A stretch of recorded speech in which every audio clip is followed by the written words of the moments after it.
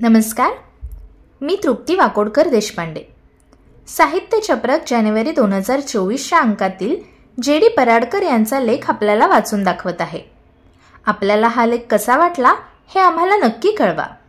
आवडल्यास like share नक्की करा. अशाच उत्तमोत्तम साहित्यासाठी, माहितीपूर्ण लेखांसाठी आमचे चॅनल जरूर सबस्क्राईब करा. सर्वांच्या आवडीचा आणि अत्यंत जिव्हाळ्याचा विषय म्हणजे खरेदी. छोट्या वस्तूपासून स्वप्न साकारणाऱ्या मोठ्या वस्तूची खरेदी म्हणजे एक अत्यानंदाचा दिवस असतो. हातात पैसे येणार असतील तर काय काय खरेदी करायची याचा आराखडा आधीच तयार केलेला असतो. अनेकदा मोठ्या मॉल अथवा मार्टमध्ये खरेदी करण्याचा आनंद प्रत्येकाला घ्यायचा असतो. केवळ व्यावसायिक उद्देश डोळ्यांसमोर ठेवून ग्राहकांच्या खिशातील अथवा कार्डवरील पैसे अधिकाधिक काढून घेण्याच्या विविध संकल्पना मोठ्या मार्ट अथवा मॉलमधून राबविल्या जातात. वस्तू स्वस्त मिळतात म्हणून आपण ज्या मार्टमध्ये 4-5 वस्तूंच्या खरेदीसाठी जातो तेथून जवळपास खिसा खाली करूनच परततो. याचं मुख्य कारण असतं वस्तूंची मांडणी आणि ऑफर. आपल्या नजरेला विविध वस्तू दिसल्यानंतर आपण साहजिकच अशा वस्तूंची गरज नसली तरीही त्यांच्या प्रेमात पडतो आणि अनावश्यक खरेदी करत असतो. आपल्याला काय आवश्यक आहे याचा विचार मनात ठाम असेल तर भुरळ पाडणाऱ्या वस्तू आणि ऑफरच्या प्रेमात आपण नक्कीच पडणार नाही. मात्र असं फार कमी ग्राहकांच्या बाबतीत घडतं. पूर्वी गावातील दुकानात जाऊन एखादी छोटीशी वस्तू घेण्याचा आनंद काही औरच होता. बदलत्या काळात खरेदीच्या आनंदातील ही मजा काहीशी कमी झाली आहे. ऑनलाईनच्या जमान्यात कोणतीही वस्तू तुमच्या घरापर्यंत येऊन पोहोचवली जात असल्याने ती वस्तू प्राप्त करण्यामागील कष्ट संपुष्टात आल्याने अशा खरेदीचा आनंदही घेता येण्यासा झालाय. दुकानदार आणि ग्राहक यांचे नाते पूर्वीच्या फॅमिली डॉक्टरप्रमाणे होते. आता अशी नाती अभावानेच पाहायला मिळतात.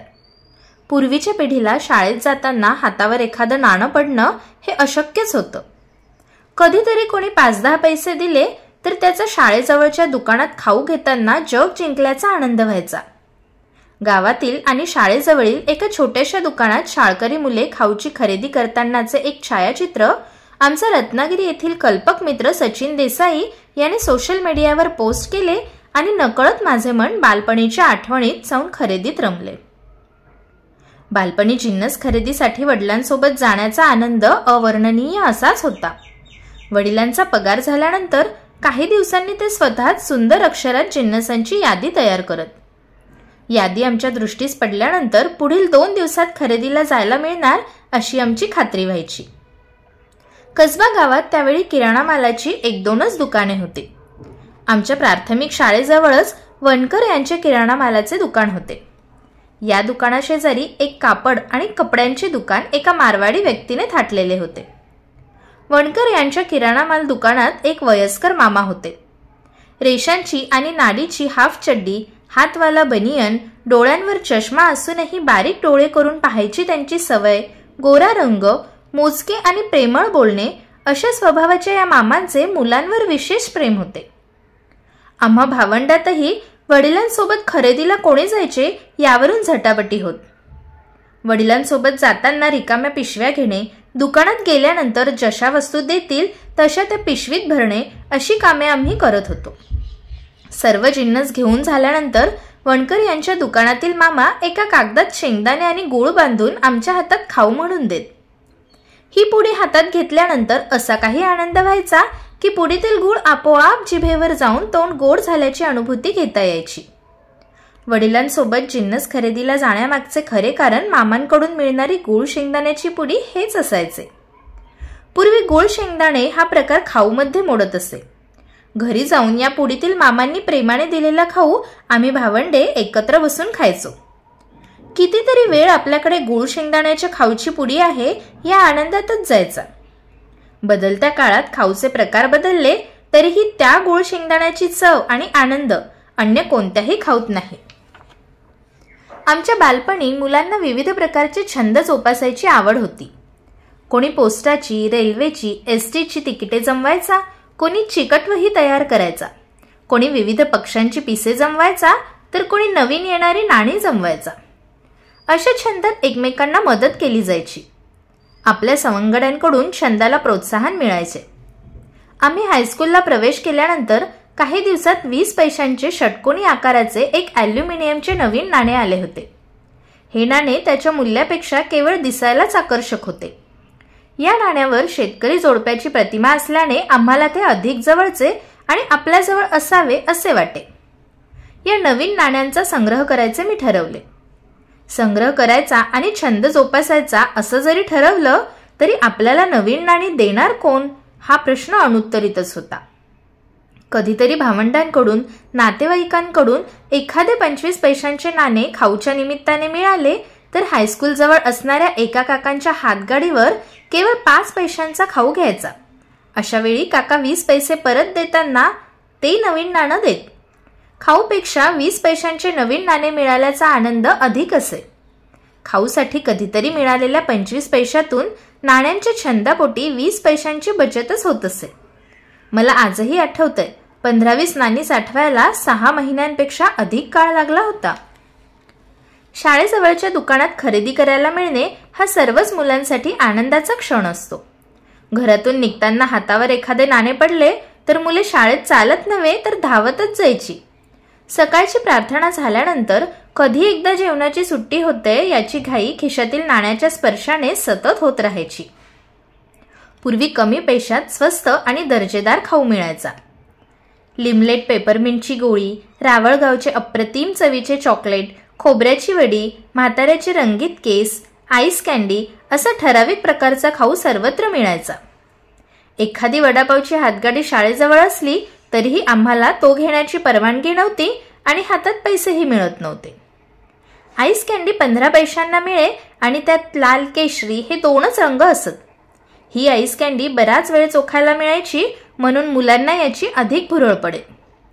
आईस कँडी चोखून झाल्यानंतर वर्गात जाऊन मित्रांना रंगलेली जीभ दाखवण्याचा आनंद काही वेगळाच होता. या आईस कँडीचा आनंद आत्ताच्या महागड्या आईस्क्रीम मधून देखील मिळत नाही. घरात किती पदार्थ केले तरीही शाळेजवळ मिळणाऱ्या खाऊची ओढ ही अधिक असायची. शाळेत स्वतःच्या हाताने खरेदी करायला मिळते याचा आनंद अधिक होता. ज्या मुलांना घरातून खाऊसाठी पैसे दिले जायचे त्या मुलांच्या भोवती खाऊ मिळण्याच्या आशेने मित्रांचा गरडा असे. आपण आपल्या पैशातून दुसऱ्याला खाऊ देऊ शकत नाही म्हणून आम्ही मित्रांच्या पैशांचा खाऊ घ्यायला त्यांच्यासोबत जात नसू. कपडे खरेदी हा महिला वर्गाचा सर्वाधिक आनंदाचा विषय. दुकानात साडी खरेदी करणे म्हणजे प्रत्येक महिलेसाठी अत्यानंदाचा विषय असतो. रंगाचे मला बऱ्यापैकी ज्ञान असल्याने कापड दुकानात गेल्यानंतर मला खरेदीसाठी वेळ लागायचा नाही. यामुळे दुकानदार देखील मला सन्मान द्यायचा. कमी वेळात अधिकाधिक खरेदी करणारे ग्राहक दुकानदारांना अधिक प्रिय असतात. ऑक्टोबर 2010 साली केंद्र सरकारच्या क्षेत्रीय प्रचार कार्यालयाच्या वतीने मी पश्चिम बंगाल आणि ओडिसा राज्याच्या अभ्यास दौऱ्यावर गेलो होतो. कलकत्ता कॉटनच्या साड्या घेतल्याशिवाय कलकत्त्यातून बाहेर पडणे पाप समजले जाते. एका दुकानात मी 15 मिनिटात 15 साड्या घेतल्या होत्या. अशी झटपट खरेदी पाहून दुकानदाराने मला खरेदीत वेळ न काढल्याबद्दल खास सवलत दिली होती. ओरिसा राज्यातील रघुराजपूर या पारंपरिक कलाकारांच्या गावात गेल्यानंतर तेथील कला पाहून मी अवाक झालो. खिशात 25,000 रुपये होते. त्या सर्व पैशांची मी चित्रे खरेदी केली होती. सोबत मित्र असल्याने सर्व पैसे संपले तरीही काळजी नव्हती. खरेदी हे एक वेड आहे, मात्र आपण योग्य ठिकाणी पैसे खर्च करतोय अथवा नाही याचे भान आपल्याला नक्कीच असायला हवे. पैसे आहेत म्हणून अनावश्यक वस्तू घेतल्या तर त्या पडून राहतात. याचबरोबर पैशांचाही अपव्यय होतो आणि अशा अनावश्यक खरेदीची सवयही लागते. सध्या ऑनलाईन खरेदीमुळे अशी बेसुमार खरेदी करण्याचे प्रकार आणि प्रमाण वाढले आहे. जीवनात अन्य कितीही मोठमोठ्या खरेद्या झाल्या तरीही शालेय जीवनातील त्या खरेदीची सर अन्य कोणत्याही खरेदीला येणार नाही. आता बदलत्या काळात शाळेत येणारी मुले खाऊसाठी घरातून पैसे घेतल्याशिवाय शाळेतच येत नाहीत. खाऊला पैसे दिले नाही तर शाळेतच जाणार नाही अशी मुलांची भूमिका असते. मुलांनी खाऊसाठी दररोज पालकांकडून पैसे घेणे आणि पालकांनी ते देणे गैरच आहे. कमी वयात मुलांच्या हातात सतत पैसे असणे चुकीचेही ठरू शकते. घरातून निघताना कोणी 5 तर कोणी 10 रुपये हातात घेतल्याशिवाय शाळेत जायला तयार होत नाही. दररोज शाळेजवळ दुकानात जाऊन खाऊ घेणे नक्कीच योग्य नाही. एका पालकाने तर अभिमानाने आपला मुलगा दररोज खाऊला 50 रुपये घेतल्याशिवाय घरातून बाहेरच पडत नाही असे सांगितले. दररोज 50 रुपये खाऊला देऊन पालक नक्की कोणते संस्कार करू पाहत आहेत, असा प्रश्न मला या निमित्ताने पडला. मुलांचे लाड जरूर करावेत, पण त्याला मर्यादाही असावी, अन्यथा भविष्यात मुले हाताबाहेर जाण्याची शक्यता असते.